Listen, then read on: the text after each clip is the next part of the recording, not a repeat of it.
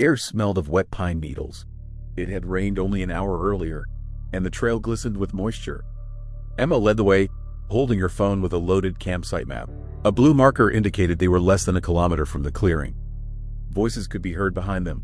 Alex and Jess were laughing, discussing who could pitch the tent faster, and behind them came Tom, Claire, and Mark, carrying backpacks and a folding barbecue. "Look," Emma said, stopping.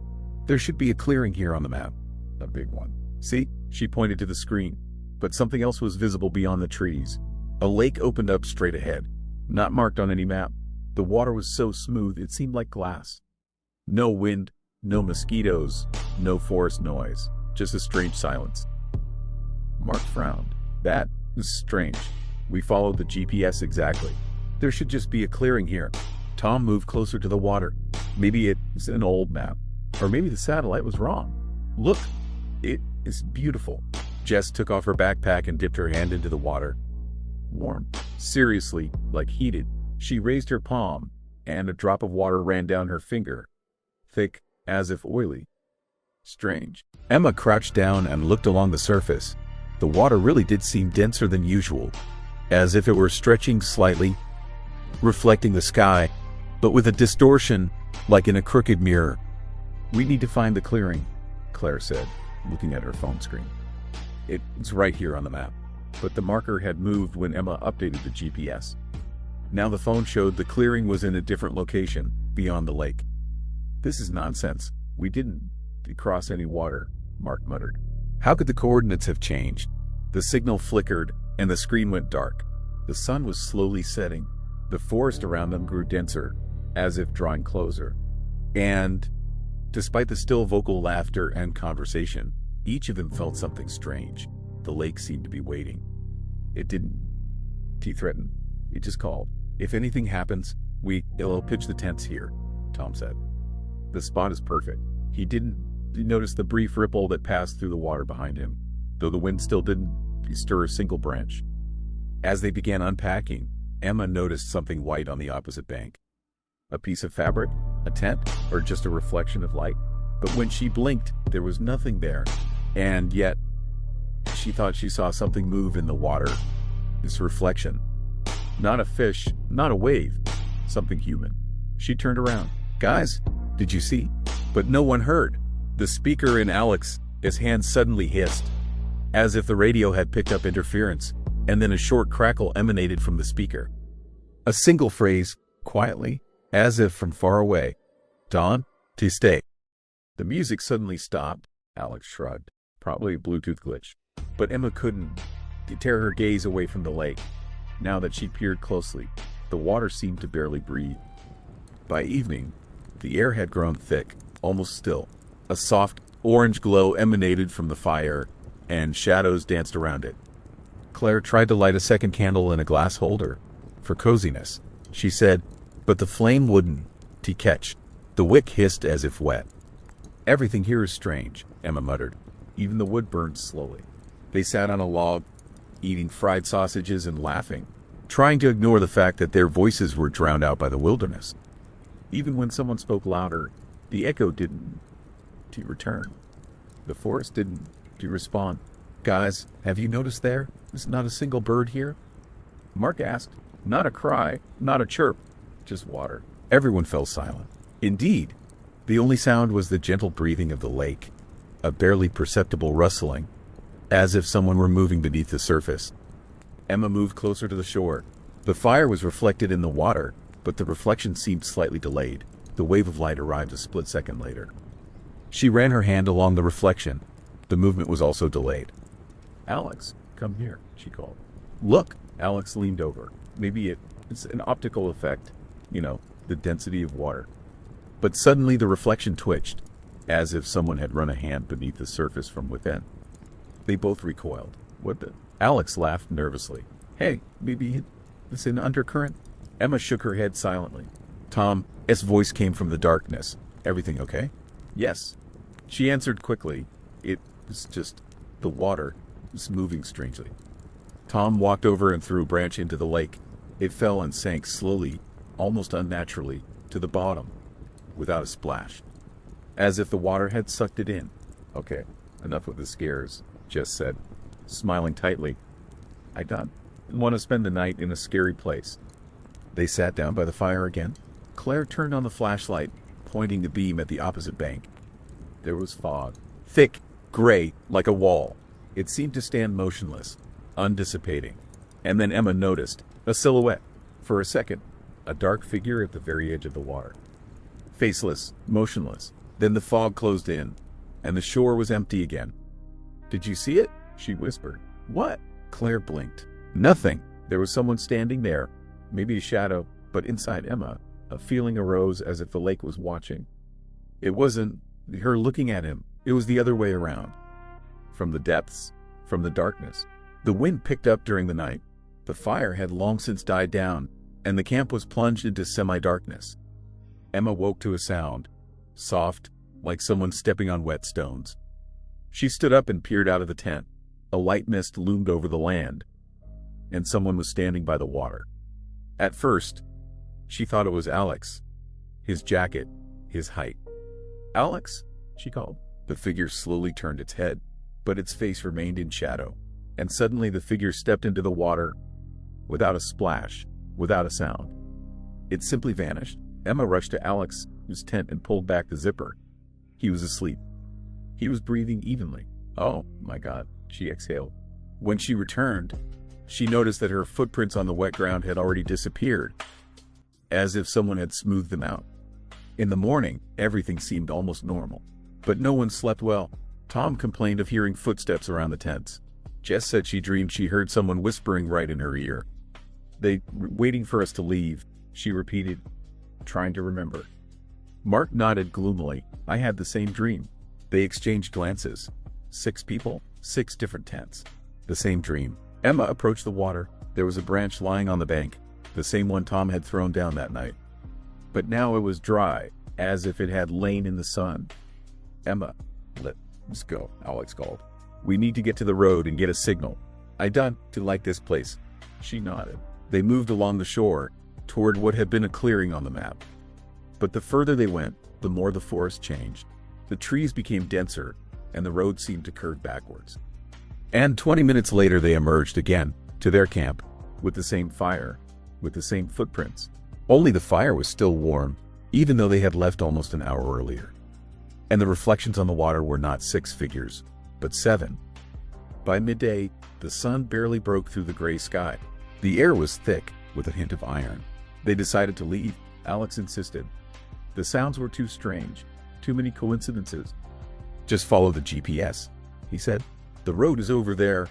40 minutes, an hour tops. The phone showed an arrow pointing reliably north. They walked. 10 minutes. 15. But 20 minutes later, it's the same place again. The camp, the same fallen branches, the same cans by the fire. No, it's impossible, Emma whispered. We were going straight ahead.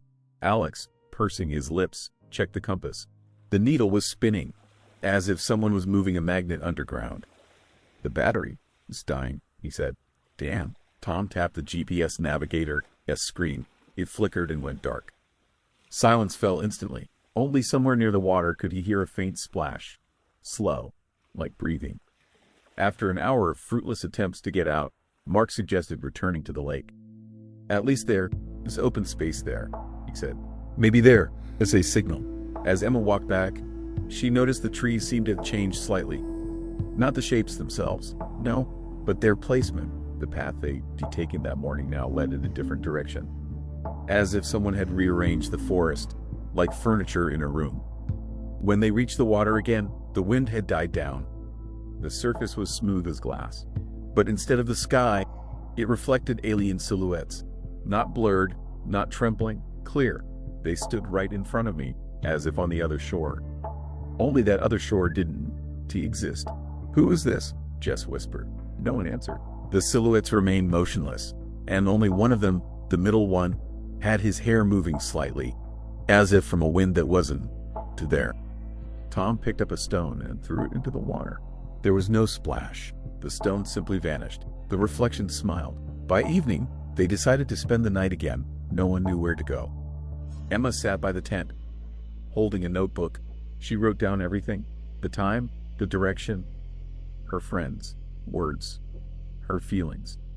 On the last page, as she was falling asleep, she automatically wrote, "If anyone finds this, don't go near the water." In the morning, the notebook lay by the fire. The page was different. It read, "They'll all still come back." Emma turned pale. The letters were her own handwriting. "Who touched my notebook?" she shouted. No one answered. Only Alex looked at her as if he wanted to say something but couldn't bring himself to. He said quietly, "Last night, I saw you by the water. This is crazy. I was sleeping. No, I called you. You were standing and looking at the lake. Then you walked straight into it. Alex, are you crazy? I followed you, and you were already lying in the tent, asleep." The day passed in a drawn-out silence. The fog descended again, thicker than before. When Jess tried to turn on her phone, the screen flickered and showed a black and white image. Not a menu, not a camera. A video. It showed a campsite, exactly the same, but empty, and in the water, faces, hundreds of faces, barely visible beneath the surface. "What is it?" Tom whispered. The screen went blank. Mark stood up and walked toward the shore, as if enchanted. "They recalling," he said quietly. "Do you hear? They recalling by name." Emma grabbed his hand. "There's no one here." "No." He smiled a strange, lifeless smile. "They just want us to look." He stepped forward, and the water closed over his face without a splash. The others rushed to the lake, but there were no ripples. Not a trace. As darkness fell, Emma heard her own name. Whisper from the depths. "Emma, go." She pressed her hands to her ears, but the whisper grew louder, as if it were coming from inside her head. Alex came up to her and hugged her. "Listen to me. We're leaving tomorrow. At any cost. What if we end up back at the same place? Then we'll burn the camp to the ground. Let the forest burn." But that night, when everyone was already asleep, Emma opened her eyes and saw Alex standing by the water. He was holding something in his hands. A flashlight, shining directly at the reflection. And there, in the reflection, she stood next to him. The second Emma, pale, pupilless, she tilted her head and smiled. At dawn, the sky was white, as if the sun hadn't yet decided to rise. They packed up in silence. Without words, without plans, just getting ready to leave. Tom held his backpack. Jess tried to find the way on the map, but it had changed. She was wet, as if she'd been dipped in water, and the road lines had run like ink. "There was nothing here," he said quietly. Alex was silent. He looked 10 years older, gray, tired, as if he hadn't slept a minute. He walked ahead, holding the compass, which kept spinning like crazy. Emma walked last. She tried not to look at the lake, but its surface still glided into the corner of her vision, glittering, smooth, too still. Sometimes it seemed to her as if the water was moving against the wind. They'd been walking for an hour. The forest was growing denser. The fog shrouded everything except one thing. The lake was still visible. As if it were moving with them. We're leaving," Emma said. "Why is it still here?" No one answered. Everyone already understood that logic didn't work here. Tom was the first to break down. I'll go check, just to make sure. Maybe it's the other side." He walked down the slope. The others stood, watching him walk through the damp grass until he approached the water. "Hey!" Jess shouted. "Stay away!" Tom didn't turn around. He was looking down at his reflection. A moment passed, and then he suddenly turned back to them, smiling. But the smile wasn't his. His eyes were completely black. He opened his mouth as if to say something, but instead of a sound, a wet, gurgling wheeze came out. And then he just disappeared, without a splash, without a scream. Emma screamed. Alex grabbed her hand and pulled her away. "Run!" The fog became thick as milk. The air smelled of metal and rot. Somewhere nearby, a child's laughter could be heard, quiet, ringing. They ran, stumbling, until they burst into open space. Ahead of them was a clearing, and in it was a camp. Their camp, with the same tents, the burnt-out fire, even Tom, his backpack lying by the water. "No," Emma whispered. "It is impossible." Alex approached the tent and unzipped it. Inside, he lay himself, sleeping, breathing. Emma screamed, grabbed his shoulder, and yanked him back. But he, still asleep, suddenly opened his eyes. He was looking straight at her. And then, in a voice slightly muffled than usual, he said, "You shouldn't They have come back. Emma recoiled. Alex, standing next to her, froze. What?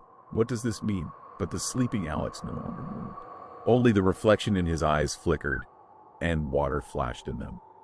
Emma ran first. She didn't know where she was going. The forest had no direction. The trees moved as if alive, the roots crunching underfoot, as if they were grabbing her. She ran out to the road, an old, cracked strip of asphalt. For a moment, hope. She looked back. Alex was somewhere behind her.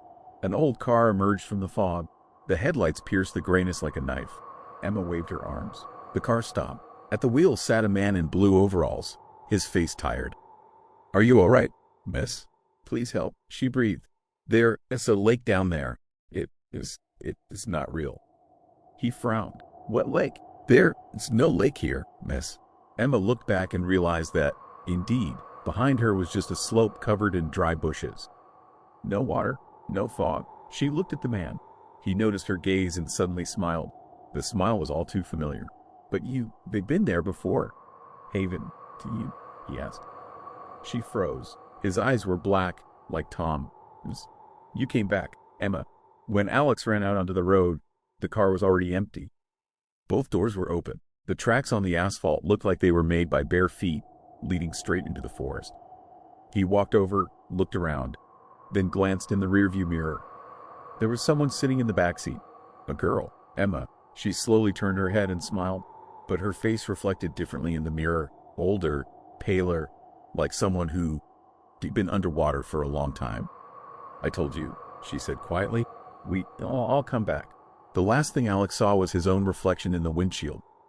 And in it, next to him, were dozens of faces, pressed against him from within, all whispering the same thing, under the surface. We're here too now. The car slowly rolled forward, disappearing into the fog, and when the wind dispersed it, a smooth surface of water glimmered where the road had been. Serene, like a mirror. Only at the very bottom, if you looked closely, could you see the headlights, frozen forever beneath the surface.